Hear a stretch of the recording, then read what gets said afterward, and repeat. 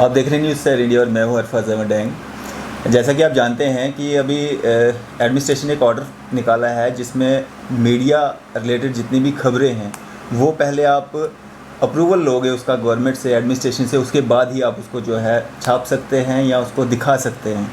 हमारे साथ इसी सिलसिले में बातचीत करने के लिए मौजूद हैं senior journalist mister Sohail Kazmi ji. Sir स्वागत है आपका न्यूज़ सर इंडिया में।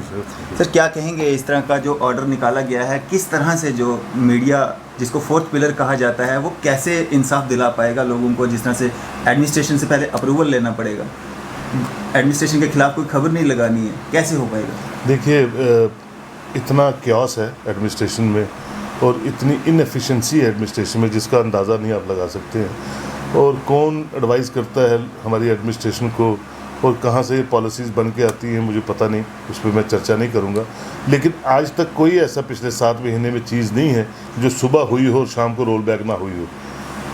आप स्टेट की सेंसिटिविटी को देखिए, आज तक कोई ऐसी पॉलिसी बनी हो दुनिया में, मरकज़ में, स्टेट में, जहाँ उस पर्टिकुलर सेक्शन के लोग को आपने इन्वॉल्व नहीं किया हो और आपने ज़बरदस्ती की डिक्टोरल एक पॉलिसी बना के रख दी।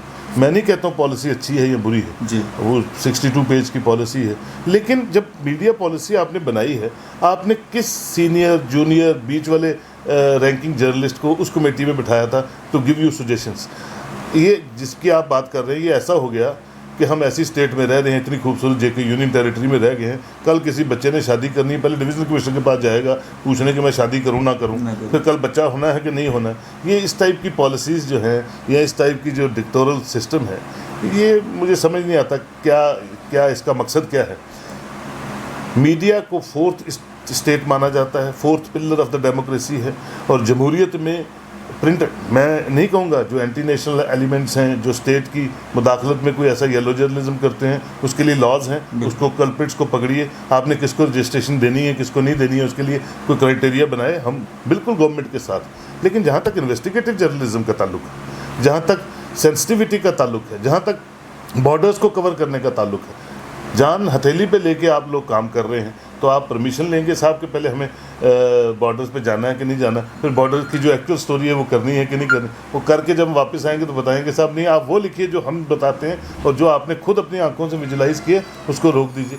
तो इसमें फ्लाज हैं, काफ़ी फ्लाज हैं, और ये तब तक फुल प्रूफ नहीं बनेगी जब तक मीडिया के लोग इसमें इन्वॉल्व नहीं होंगे या बाकी सिस्टम के लोग इसमें नहीं होंगे और वो सुजेस्ट करेंगे और अच्छी एक खूबसूरत मीडिया पॉलिसी बन के सामने आएगी।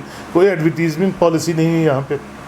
इंफॉर्मेशन डिपार्टमेंट के अपने लोग आप देखिए, जो गवर्नमेंट एक्ट चेकर से 30-30, 35-35 साल तनख्वाहें लेते रहते हैं, आप देखिए कि इंफॉर्मेशन में 50 ऐसे लोग हैं, 100 ऐसे लोग हैं जो खुद पेपर निकालते हैं, क्योंकि उनको पता है यहाँ से एडवर्टीजमेंट मिलनी है, एडवर्टीजमेंट सेक्शन में रहते हैं, और वो जब सर्विस में थे तभी पेपर शुरू कर दिए। और जो रियल जर्नलिस्ट हैं, जो छोटे बड़े अखबार निकाल रहे हैं जम्मू कश्मीर में, उनको एडवर्टीजमेंट नहीं मिलती। और एक छोटा सा क्लर्क इन्फॉर्मेशन का वो डिक्टेट करता है कि किस पेपर को ऐड देनी है, किस पेपर को ऐड नहीं देनी है। उसका रीज़न ये है कि इन्फॉर्मेशन सर्विसेज में जो लोग आते थे, जैसे जंडियाल साहब थे, जैसे नरेंद्र सिंह थे, जैसे और लोग थे, रिंजू साहब थे, ये सब इंफॉर्मेशन सर्विसेज के लोग थे जो इंफॉर्मेशन अफसर लगते थे और डायरेक्टर रिटायर होते थे। आज प्रॉब्लम यह है कि इंफॉर्मेशन सर्विसेज के लोग इंफॉर्मेशन डिपार्टमेंट में हैं नहीं, और जो हैं वो 6 महीने पहले कहीं एडिशनल डीसी थे, कहीं टूरिज्म में थे, कहीं रूरल डेवलपमेंट में थे, कहीं सॉइल कंजर्वेशन में थे, कहीं फॉरेस्ट डिपार्टमेंट में थे।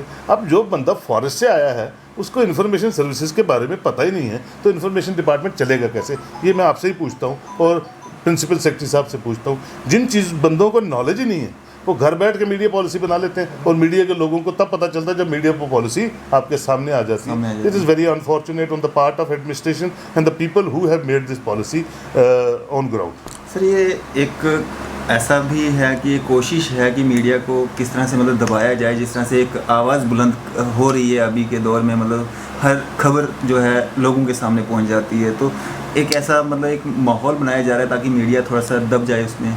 मैं समझता हूँ जब इनएफिशिएंसी होती है किसी सिस्टम में तो आवाज़ें ही रोकी जाती हैं। आपने अपोजिशन की आवाज़ रोक ली, आपने मेन स्ट्रीम लीडर्स को अंदर कर दिया, आपने जो करना था कर दिया, अब आप मीडिया को भी कर्व कर रहे हैं। लेकिन जितना कर्ब करेंगे जमहूरियत में उतनी आवाज़ें डबल बोल्ट करके वापस आएंगी। आप किसी की आवाज़ नहीं रोक सकते। गलत आवाज़ें रोकने का हमें भी उतना हक है जितना एडमिनिस्ट्रेशन को हक है।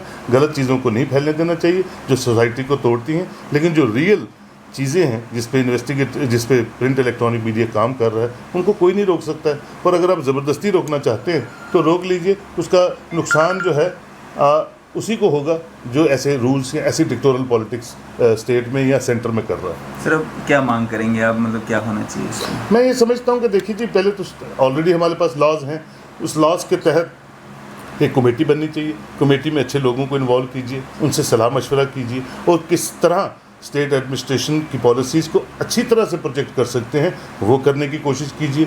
और जो ब्लैक शीप्स हैं चाहे यहाँ हैं या एडमिनिस्ट्रेशन में, उनको बिल्कुल दूर रखना चाहिए जी ऐसी कमेटी से, और एक अच्छा साजगार सा माहौल बना के मीडिया पॉलिसीज़ को फॉर्मुलेट करना चाहिए ताकि सब लोग जो है अच्छे ढंग से काम कर सकें और एक फ्लोरिशिंग जर्नलिज्म जो है जम्मू कश्मीर यूनियन टेरिटरी में आने वाले दिनों में आ सके। तो ये जो ऑर्डर आया इसको रोल बैक किया जाए, अमेंडमेंट होनी चाहिए इसमें? अपने आप हो जाएगा, अपने आप हो जाएगा, अपने आप हो जाएगा, कहने की ज़रूरत ही नहीं है। आप देखिए थोड़े दिनों बाद हो जाएगा। नहीं होगा तो कोई कल चुनी सरकार आएगी वो कर देगी, क्योंकि जो चीज़ें बेबुनियादी होती हैं वो चीज़ें चलती नहीं हैं। और कौन कैसे एडवाइस देता है वो एडवाइस लेने वाले जाने और एडवाइस देने वाले जाने। मैं इस पर कोई कमेंट नहीं करूँगा। चलिए शुक्रिया सर हमारे साथ जुड़ने के लिए और बातचीत करने के लिए और अपना कीमती समय देने के लिए। ये थे हमारे साथ senior journalist mister Sohail Kazmi ji, जिन्होंने अपने व्यूज़ रखे। जिस तरह से एक ऑर्डर निकला है जिसमें कोई भी खबर करने से पहले मीडिया के लोगों को जो है पहले एडमिनिस्ट्रेशन से जो है उसका अप्रूवल लेना ज़रूरी है, उस पर हमारे साथ अपने व्यूज़ रखे। मैं अरफाज़ अहमद डैंग, न्यूज़ सैर इंडिया के लिए अदरिस मोहम्मद के साथ।